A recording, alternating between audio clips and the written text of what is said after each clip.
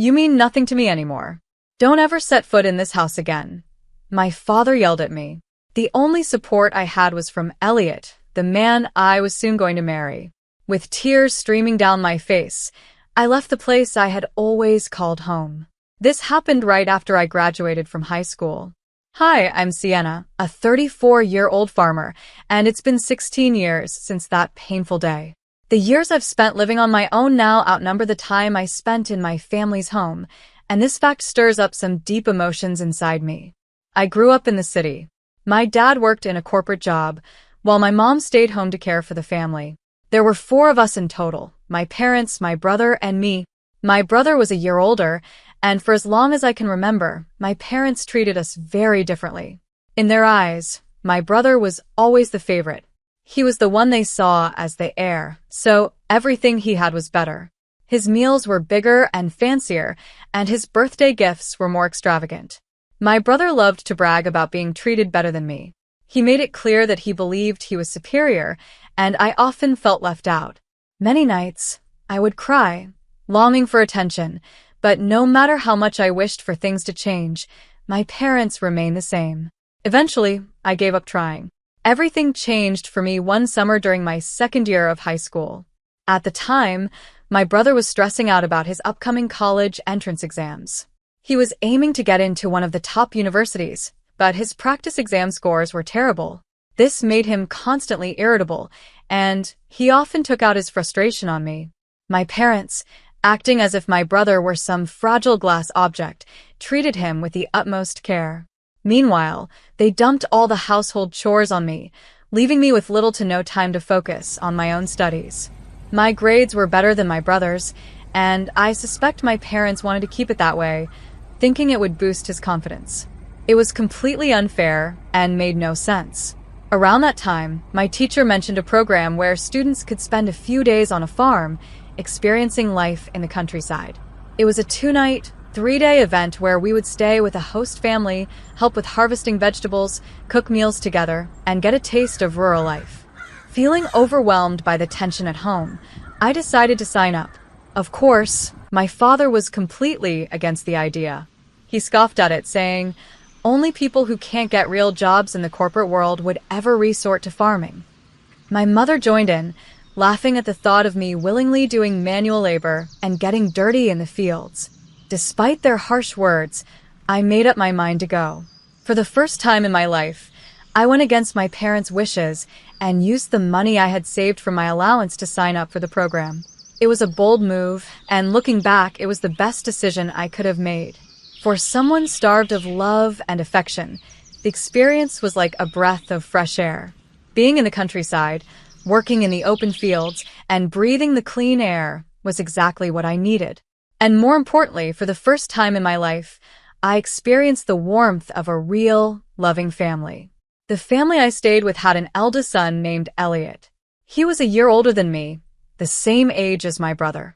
At first, I was cautious around him, simply because I wasn't used to being around older guys. But Elliot was nothing like my brother. He was kind, yet firm, and he had a great relationship with his parents. He treated me with kindness, too. Elliot's parents were incredibly gentle and caring. Even though I was only there for 3 days, I cried when it was time to leave. Elliot's mother hugged me tightly, telling me, "You're welcome back anytime, dear." I promised her that I would return someday. They weren't big on using cell phones, so I started writing them letters regularly.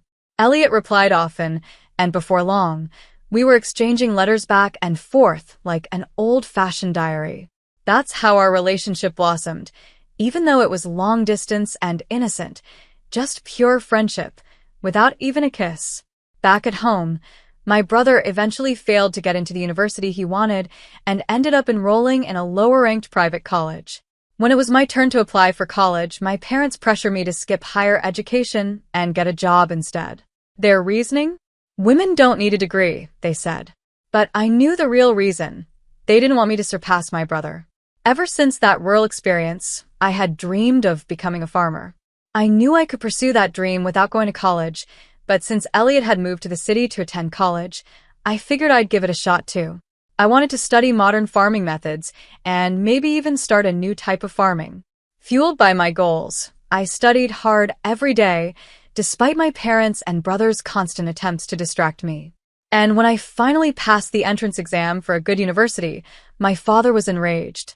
"How dare you, as a woman, go to a better university than your brother?" he bellowed. My mother added, "We don't have money for you. Your brother needs it more. You should just work and help support the family." I was heartbroken by my parents' harsh words, and after a huge argument, I made the tough decision to cut ties with them completely. Elliot, the man I loved, came to pick me up from my childhood home, and his parents, who are now my in-laws, generously supported my college education. With their help, I was able to attend college, and 4 years later, Elliot and I got married. During my college years, I didn't reach out to my parents or brother. I kept my distance, but when the time came to get married, my in-laws insisted that we inform my family. "We need to at least let them know about the wedding," they said. So for the first time in 4 years, we visited my parents' house. Right after I graduated, things were chaotic. It was also planting season on the farm, so we couldn't visit until early summer. My in-laws, Elliot, and I had all been working outside under the sun, so our faces were darkened and sunburned from the hard work. As soon as we arrived, my family mocked us openly. My mother looked at us and asked, "No offense, but how old are you guys? You must be quite poor to be working so hard that you're all sunburnt like this." Her words cut deep, and I was mortified. "Please stop, Mom," I begged in a small voice, but she ignored me. My brother, with a smug smile, added, "Smart people like me make money with intellectual work. Only people who aren't intelligent end up doing such primitive labor." I turned pale, and the gentle smiles on my in-laws' faces froze. Elliot, standing by my side, spoke up firmly. "With all due respect, we are proud to be farmers." My father, still looking down on us, laughed condescendingly. "Let me make this clear," he said to me. "You're nothing to us anymore. You're marrying a poor farmer who has to sweat for his money. Don't expect anything from us, and don't ever come asking for money. We don't want to see you anymore." I had already been disowned when I was 16, so their words didn't come as a surprise. Still, I had hoped that with time, things might have changed. But this visit only confirmed that my biological family wanted nothing to do with me. As we left, the sympathetic looks from my in-laws and Elliot were hard to bear.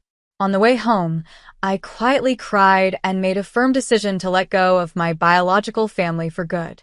Time passed quickly, and before I knew it, 16 years had gone by. The emotional scars had healed. I had 2 children, and my life was busy but fulfilling. I had almost completely erased the memories of my parents and brother from my mind. But one day, a cousin of mine called to tell me that my brother was getting married. This cousin and I had always stayed in touch, even after I got married.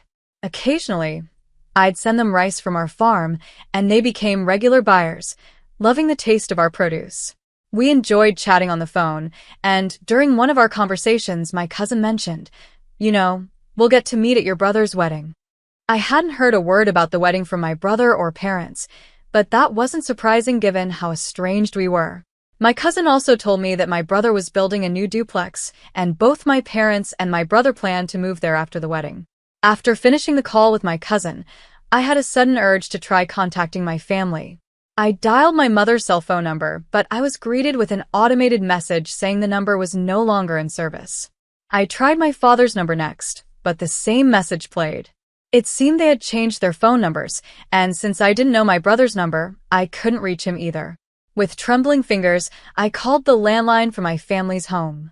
The phone rang, and to my surprise, my brother answered. "Hello." "Brother, it's Sienna," I said nervously. "I heard you're getting married and moving." I just wanted to, but before I could finish my sentence, he cut me off. "There's no need for you to do anything. You're a stranger to me, a farmer. Don't call me again," he snapped, and then hung up the phone. I immediately tried calling back, but I had already been blocked. The rejection was harsh, even though I had expected it. No matter how much my brother disliked me, we were still family, and it hurt to be dismissed so coldly. Seeing my distress, Elliot gently asked, "What happened?" I couldn't hold back my tears any longer and told him about the conversation. Both Elliot and my in-laws were furious, as if the insult had been directed at them. "Your home is here with us, Sienna.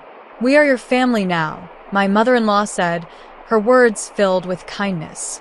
Her reassurance brought me to tears again.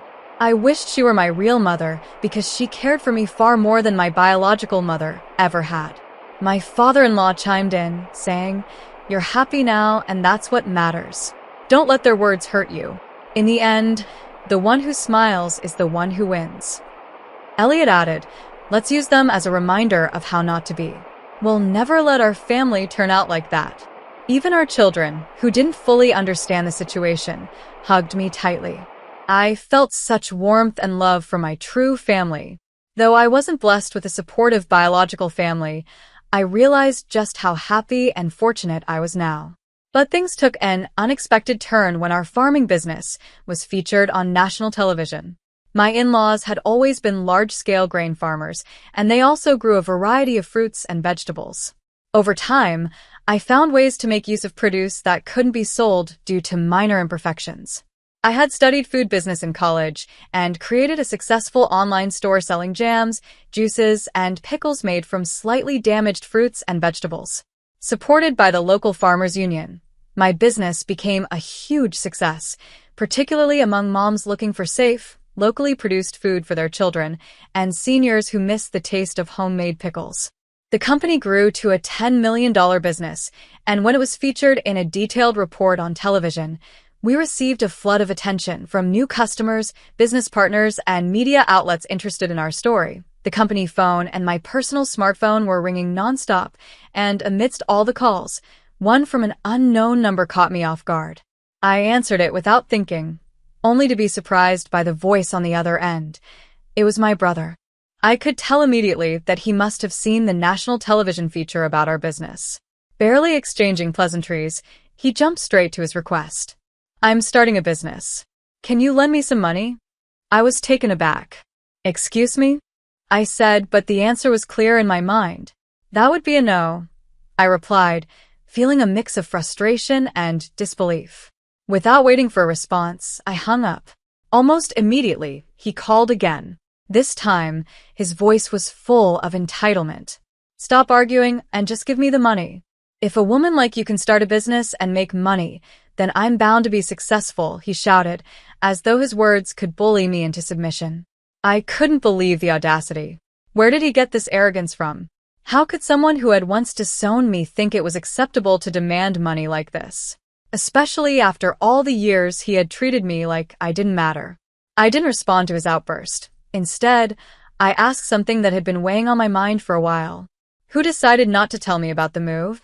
I asked calmly. "Huh? Of course it was me and my wife. She's a city girl, you know, and the moment I mentioned you, she said we should cut ties," he said, with no hint of regret. That was all I needed to hear. I didn't want to know more. I hung up, blocked his number, and tried to move on. It was clear to me now that my brother's wife, whom I had never met, shared the same shallow values as my brother and parents. It dawned on me that if my brother had seen the television feature, it was likely that my parents had too. I wasn't surprised when, a few hours later, another unknown number appeared on my phone. This time, it was my father. "Why are you the boss? Did you steal some man's job?" he demanded. I took a deep breath and explained. Both Elliot and my father-in-law are heavily involved in the farming business. It's only natural that we run it together. I gave him a brief explanation about large-scale farming consolidation and how it made sense for us to incorporate the business.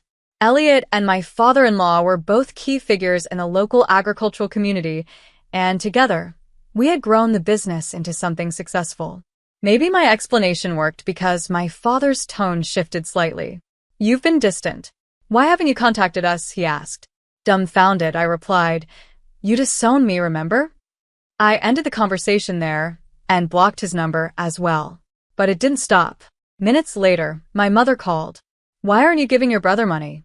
I heard your business makes $500 million a year. Send some of that home. We're your real family, and we raised you. At least give us $550 million, or $500 million at the very least," she demanded. Her aggression shocked me. Even though the business made substantial revenue, I had to cover expenses and pay employee salaries, so there wasn't nearly as much left over as she assumed. I exaggerated the financial situation a bit, but she didn't believe me. "You're lying. That can't be true," she snapped. I was growing irritated. She had no shame in asking for money, even though she had never supported me when I needed it most. "I'm not going to send you money, whether I have it or not. We're strangers now," I said firmly, before hanging up and blocking her number. I thought that would be the end of it, but I was wrong. My parents, my brother, and his wife, who I had never met, showed up unannounced at my in-laws' house. My father smugly said, "Sienna, we've got a surprise for you. We're revoking your disownment." I was stunned. How desperate could they be for money? My mother-in-law, clearly uncomfortable, asked, "What's going on with you people?" The tension in the room was palpable. My father-in-law and mother-in-law stared silently at my family, while our employees gathered around, watching the scene unfold with shock and disbelief. My brother spoke up, claiming, "We're your real family. We deserve the money you earned, too." His wife nodded in agreement, as if they had any right to my hard-earned success. Furious, I couldn't hold back anymore. "I don't think so," I said sharply. "Even if we share blood, we have no emotional connection. You abandoned me, treated me like a stranger." As the emotional scars of my past started to resurface, I was on the verge of tears. But then Elliot stepped beside me, standing tall. "Sienna is part of our family now. We don't need your disownment to be happy. Please leave," he said firmly. The employees, sensing the situation, chimed in, supporting us. "How rude. What were you thinking?" they shouted. I realized then that I was surrounded by people who truly cared about me. This was my real family, and I felt a deep sense of happiness and belonging. My brother, now red with anger, shouted, "Shut up. Shut up, you country bumpkins. You're all uneducated trash." Elliot, keeping his composure, responded calmly, "Well, both I and my father are Ivy League graduates, and Sienna graduated from a top university in agriculture." My brother's face twisted in disbelief. "What? "Ivy League? Then why are you farming?" he asked, confused and surprised. For my brother, whose only pride was his low-ranking university degree, this revelation was a blow. Elliot explained, "Farming is a respectable profession. We're able to apply everything we learned in college to our work." I couldn't help but laugh.